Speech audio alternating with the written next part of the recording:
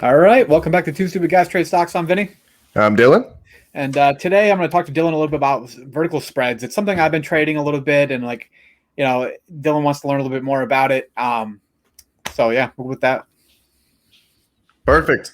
If you like this kind of entertaining stock content, we're just two stupid guys learning how to do everything. So give us a like and subscribe. All right.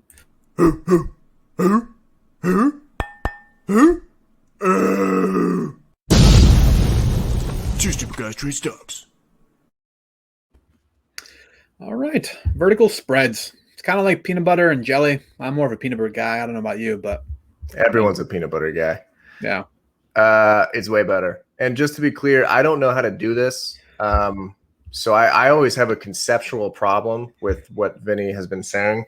So we did a chart video showing how you can set up for these because he keeps on beating me in the stem account challenge that we have because he's asking me, is this stock going to go up or down today? And I'm usually I have a very good win rate on that, and I can't take advantage of it because I do shares, and he keeps beating me by doing this, and I don't understand what he's doing. Yeah. All right. So let me kind of show you vertical spreads. Basically, it's a paired options trade. That's the idea. There's a couple different categories and a few different types. All right. You don't know what a debit is, Dylan? No. All right. A debit is when you pay money out. Oh, like literally? Oh, I thought this was some fancy option term. Yes, I know what a debit and credit are. All right. Credit. Yeah, you get money back, right? Yeah. Right. So ultimately, you're going to use either a debit or a credit, and also you have to have like an underlying thesis on where you think the stock is going, whether it's a bearish, bullish. That's kind of the thought process here. So, I'm trying to do more credit spreads because ultimately, the data says that vast majority of options expire unexercised. So in essence, it's better to be a net seller of options, in my opinion. So I'd rather do credit spreads where I am basically a net seller of an option. I'm trading, I'm selling one option, buying one option, but the option that I'm selling is more valuable than the option that I'm buying.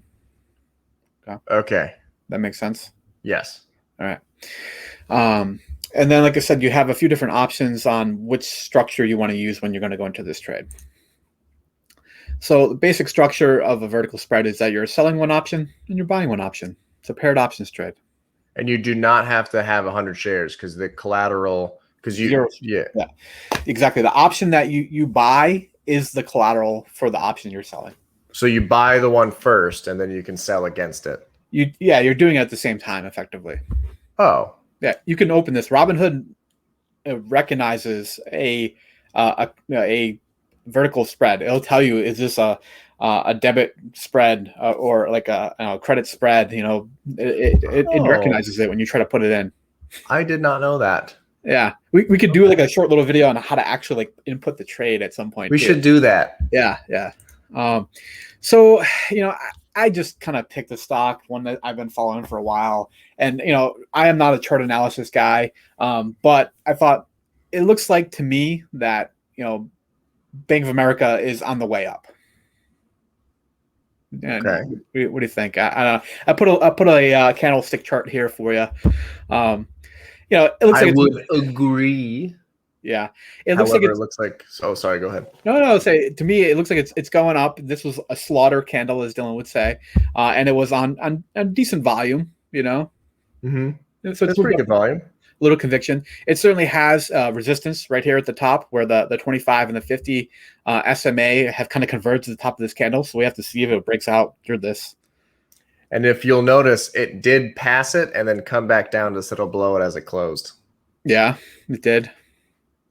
Boom. Do you think that it's done? Is that what you think? No. It just means it just showed resistance and it respected it. Yeah. It didn't blow right past it, is what I'm saying. Okay.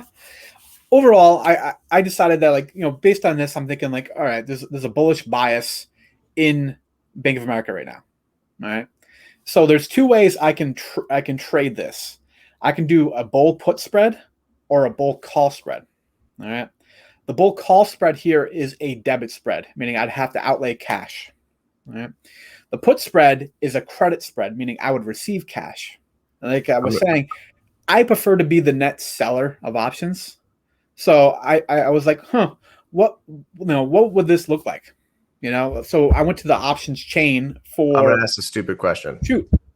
So the put spread is the credit because it does that have anything to do with because it's going up? So if we were going down, would the bear call spread be the credit? Bear call spread?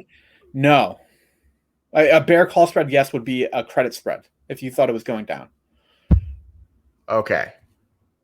Got it. You understand? I think so. It's really confusing. I know. It's like it's hard to wrap your head around this somewhat. You have examples, right? I'll get it. Yes, I have multiple examples of trades I've actually done, and this is a theoretical trade you can enter right now. All right. So what I did here is this will be a debit spread on Bank of America.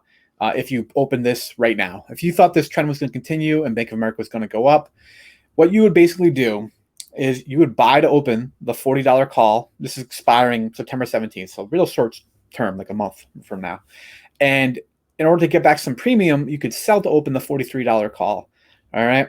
And get $37 back. So this is a way of taking a gamble, a calculated risk on Bank of America continuing this upward trend in the short term and kind of decreasing your cost basis for this trade.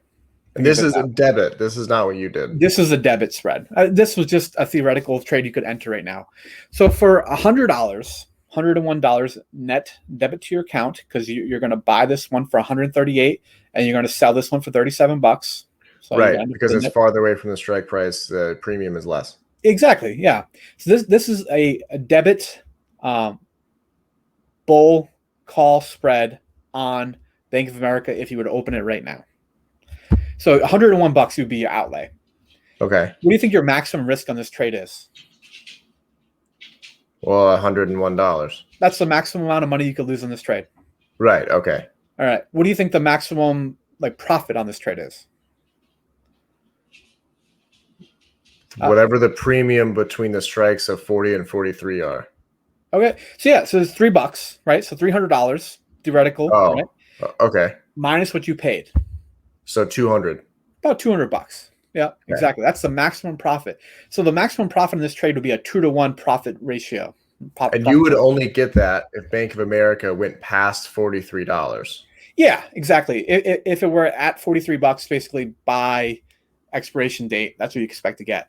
So now there are websites you can go on and you can kind of punch these numbers in.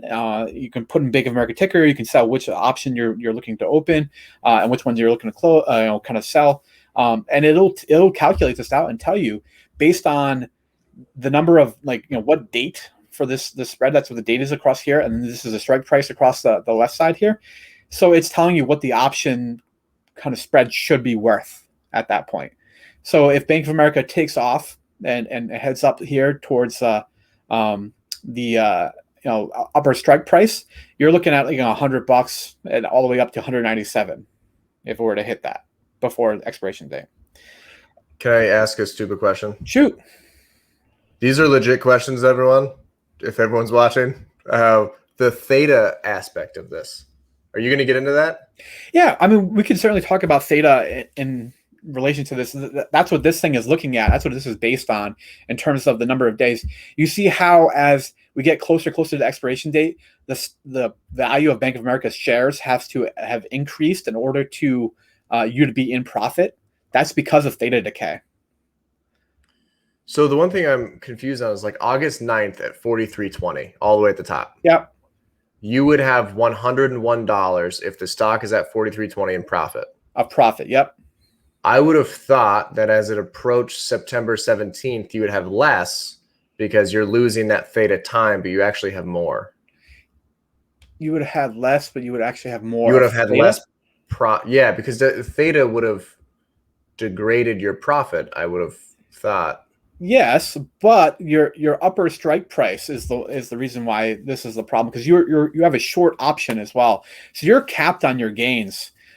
Basically, you don't have the ability to take full advantage of this. Oh, you're capped on your gains. I can't. Yeah, right. Exactly. So your $40 call has increased in value, but your $43 call, which is now in the money as well, would have increased at an even higher rate, and you're now like said you're short that option. So yeah, you're in terms of theta, like that's like I was saying, that's why if Bank of America remains flat here at this $40 share price, you would be losing money. That's because of the theta. What site is this that you got this friggin' awesome graph for? I think it's like optionscalculator.com. Oh, man. Also got this awesome right here. It tells you what your entry cost is, what your maximum risk in this trade is, what your maximum return is, what that would be if you annualized it out. Basically, so 200% return if you hit this 52 times in a row through. Well, that's not weekly; it's a monthly, basically, but 12 months in a row. And your break-even expiry is $41. You need Bank of America to be trading above 41.01 in order for this to be in profit at all. By September expiration. By September 17th. You see right here. This is where your break-even is. $18. Okay. Yeah, $41 a share. And then it tells you what your percentage of probability of profit is. It tells you it's about 40% likelihood there. Yeah, based on the options risk calculator, because it uses it's called a Black-Scholes model, which is like a statistical model for valuing options prices. Okay. Doesn't matter, but doesn't matter. Yeah, that would be theoretical. All right, so this is a put debit spread. All right, so you think the stock is going down and you're willing to put a little bit of money out. All right. I entered into one of these in the past month. I actually entered into this trade with the triple Qs. Do you remember this? I did this like super short term. I did this the week of like the major tech earnings, Amazon and Apple and Microsoft, all those companies reported earnings in the same week. And my thought process was that the triple Qs and tech in general was at quite a exorbitant price, and that I thought there would be some short-term volatility and the price would likely move down for the triple Qs. Right. Yeah. So at the time I only had about $50 of available cash in my account. So I needed to find a trade that I could enter into with such a small amount of money. Right. So what I did is I sold to open this 359 triple Q 730 put and got 49 cents of $49 in premium. And I bought to open the 363 same expiration date put for $1.04, and I paid a debit of $55. Right. So this is 7/26. So this I think is Monday of the expiration week, right? So because you're doing puts, as the Qs then go down, that's the more money that you're going to make because your puts are above. Yeah. So this is a put debit spread. I am betting on the triple Qs going down. Okay. All right. Now, if you remember that week, Tuesday, things got kind of crazy, and all of a sudden, the triple Qs went down, and my long put, the one that I bought here, the 363, was actually in the money for a short period of time. I don't know if you want to pull up the triple Q graph. We can add that as well, so we can look at that. So I have it. Yeah, if you share it with me, I'll put it up. Yeah. All right. Let me add this in here. So you bought on the 26th? Yeah, it was the 26th that I opened this trade, and then exactly. So the day after I opened it, it was a pretty bad day for the triple Qs. At one point, down here in the wick, right? This trade was worth about $200, and I was like, good. Yeah, I was looking at it on Robinhood, and I was like, I don't know. It's like, Apple reported after earnings that after the bell that day. I want to say Microsoft reported after the bell that day. So I was like, I expected Wednesday to be an even worse day than Tuesday was. All right. You can see how extended triple Q is here from any level of support. So I thought it was going to be a little bit worse. I didn't close it. I probably should have taken my 3-to-1 gain in one single day and just walked away from the table, but I didn't. So I held it to the next day, to the Wednesday. And as you can kind of see right there, it's indecisive, little indecision candle, right? Doji. Yeah, doji. Yeah. And I ended up closing it that day. It still was up about $30 from where I had opened the position. So I did make a profit, which is about 60% profit on my $55 that I outlaid. So it was a pretty small trade, but I did make a little bit of money on it. Did you have a max profit? Yeah, I closed it at 85, and I made $30 on this trade. No, I mean, like, what was the max you absolutely could have made? So the max I could have made would have been the difference here, minus what I outlined. Oh, right, the 359 to 363. Yeah. Got it. So Okay. my maximum profit would have been $350. Yeah, on $50. Pretty good. Yeah, That's I know, pretty right? It's almost, think of it this way, as when you use a spread here, as almost having like your built-in stop loss from your swing trading kind of stuff. So Mhm. if you're using a debit, the most money you can lose theoretically. There's some weird off case scenarios because you should always close these spreads on the day of expiry. But the most you can lose is the amount of money that you paid out, that debit, right? So you can put $50 into this trade, and you can potentially have like a 7-to-1 R ratio, right? And you have a stop loss built in of that $50 that you outlaid. Right. Okay. Yeah.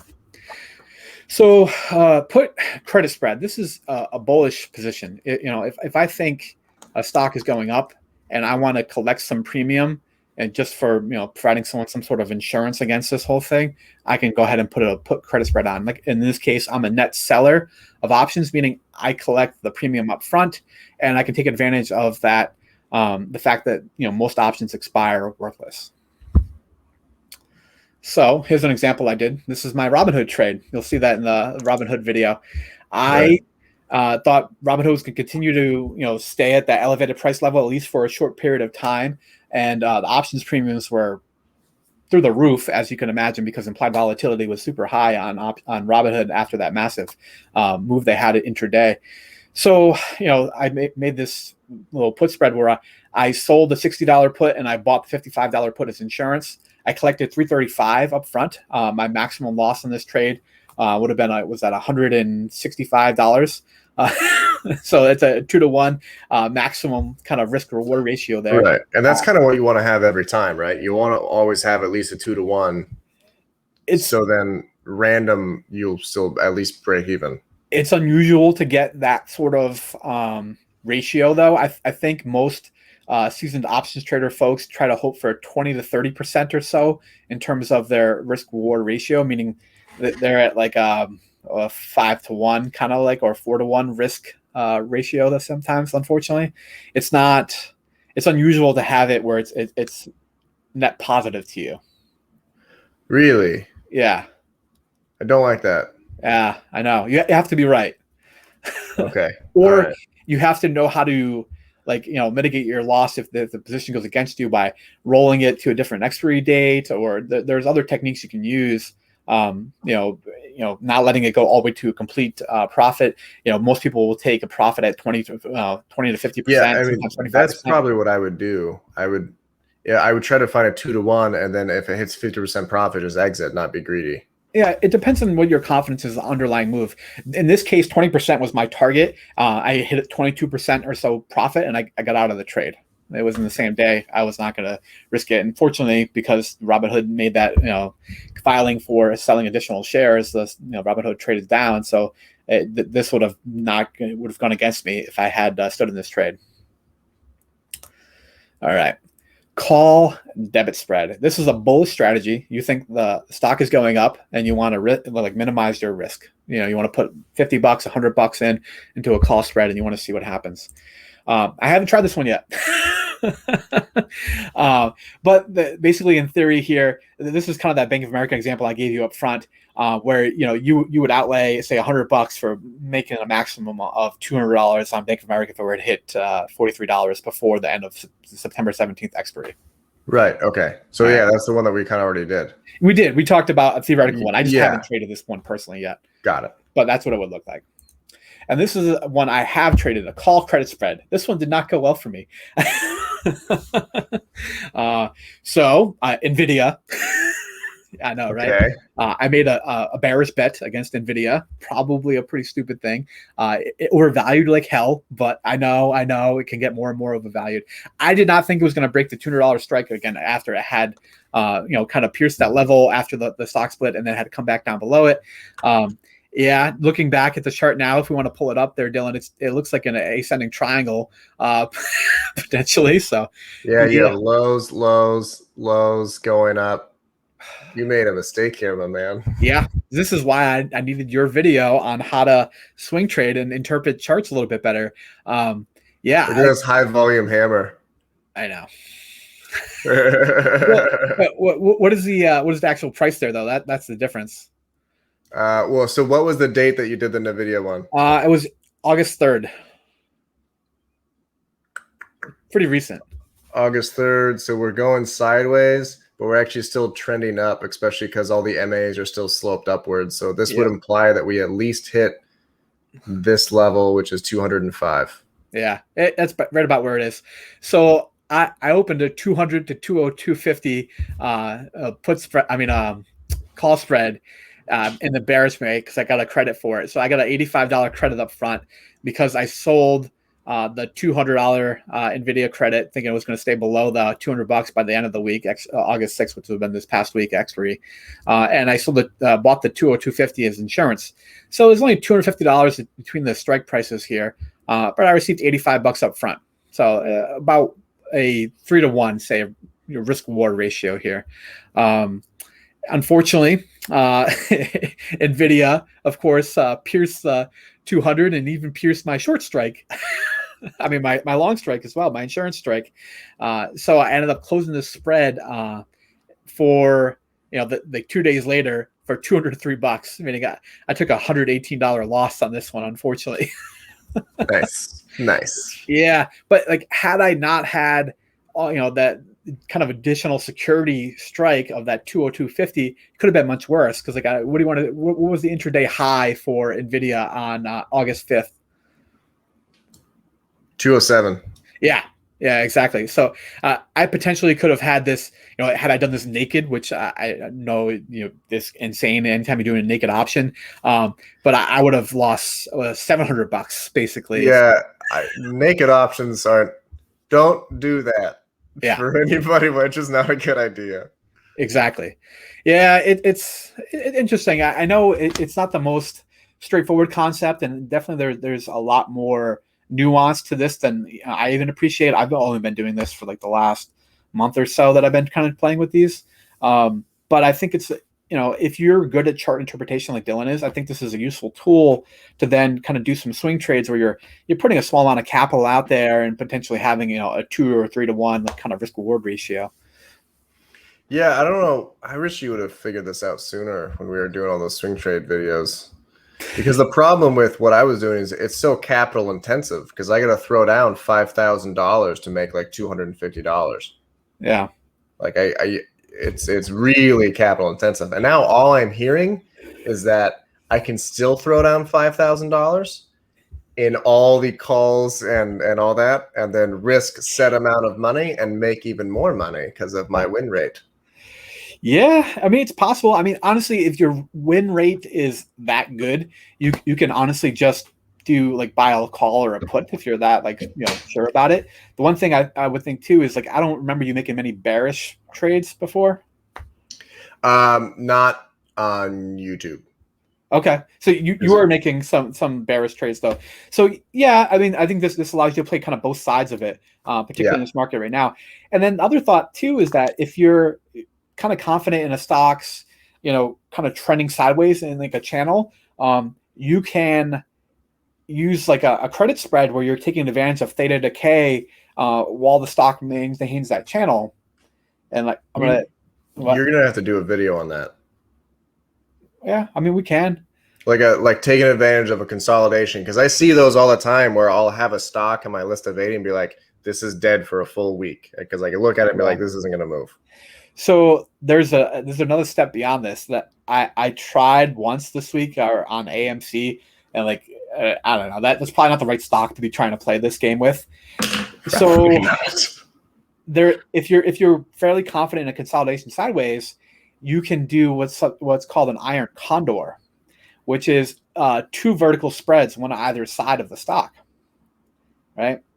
And the cool thing about that is if you make them equal, so the strike prices are both, say, $2 or $3 apart, so your maximum loss is still $200, $300, right, on each leg. But now, since you're opening it on both sides, it's impossible for the stock to be both, up and down, right? It can't do both. And right. So you're collecting premium on both sides, but only one side can possibly even be a loss. So it changes your risk reward ratio a little bit. I saw on Reddit someone did that with their entire account, like 50 grand, and then somehow they ended up losing everything they have. Yeah. Is So there one of the things, especially if you're trading on Robinhood, allegedly, is that they're weird with some of the spread stuff. Like, for instance, I did this one last week, and all of a sudden after hours on Friday, like the baseline for my account now reflected like a $37 loss, which wasn't actually there. It's in how they close out the positions. So I closed that position, so I'm not really worried about it. But there's that story about the unfortunate gentleman that opened his Robinhood account and saw like a $700,000 loss and then committed suicide because yeah. there's some weird trickery that the way Robinhood processes these spreads after hours and how they close them. In general, it's said that you should not let them expire. Like, even if it's worthless, theoretically, don't let it expire. Close it on Friday for a penny in the afternoon, which is what I've been doing. So if you don't let it expire, then you can get called away, and that might be why that guy ended up losing like his entire account. Because the whole Reddit page was people being like, "Dude, this is a bad idea. Don't do this." He's like, "It's not in Condor. I'm fine." Wow, I don't know that particular one. I'd be interested if you send me it to later. I'll take a look at it. But there's something called pin risk, where you could end up with the strike price could end up being between your two calls, and you could have a scenario where one of them is exercised, but the other one, that security one, is not. So you could end up with all of a sudden having a massive position in something like, say you did this on Apple, you could wake up on Monday morning and there's 10,000 shares of Apple in your account, which you didn't have enough money to purchase. And what's Robinhood going to do? They're going to liquidate that immediately because like you don't have enough margin to cover something like that. And now if Apple's having a really bad day Monday and it's like, massively in the red, they liquidated at that massive in the red price. They don't care. Wow, that's not good. Yeah, so do not let these expire. So don't let them expire ever. Yeah, exactly. Have your rules for exiting them. If you're at hit 50% profit or whatever you want to do, you exit them at that point. And if it looks like it's going to expire worthless, close it on Friday afternoon for a penny, which you're able to do. It costs you $1, and you don't have to worry about what happens after hours. Yeah. Okay, that sounds good. Yeah, there's That's another awesome. like crazy story about a guy so the options technically don't expire till like 5:30 p.m. There was a story about a gentleman who, it was like a biotech company, and it had like I don't know, I want to say like an FDA clearance or something like that happened Friday afternoon, like after the market had closed. So his insurance option didn't exercise, but the stock had a massive price move, and all of a sudden he gets stuck with this huge loss. Yeah. So don't let them go into expiry. So just even the rule should be even like a week before it expires. Just don't even mess with this. I mean, no, you can. I just close it that afternoon, the expiry afternoon for like very minimal amount of money. Afraid. I know. I hear. I will say I am seeing dollar signs right now. Damn it. Because I have an ability. I'm really good at the chart aspect of this, and I don't know how to utilize it, and now I do. Yeah, it's something you can do. We're still learning this thing, but let us know what you guys think about this sort of stuff in the comment section below. We're gonna keep doing more options trades. It's something Dylan and I are both into, so learning. Yep, and we'll link in the chart thing too. Exactly. All right, catch you guys in the next one. Later.